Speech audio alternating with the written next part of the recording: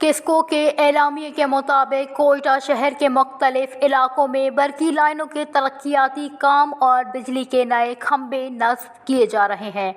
इस सिलसिले में 10 अप्रैल से 14 अप्रैल तक सरियाब ग्रिड स्टेशन के जॉइंट रोड हजारा टाउन A1 सिटी खैर बख्श मरी गाजी और लियाकत बाजार फेडरो से सुबह 11 बजे से शाम 4 बजे तक, जबकि कोयटा सिटी ग्रिड स्टेशन के सूरजगंज बाजार stadium interconnector PAF city Samungli express old Samungli old MES FC किस्को नवाकली फेडर्स और मरियाबाद ग्रिड सिटी फेडर से दिन 12 बजे से शाम 5 बजे तक बिजली बंद रहेगी।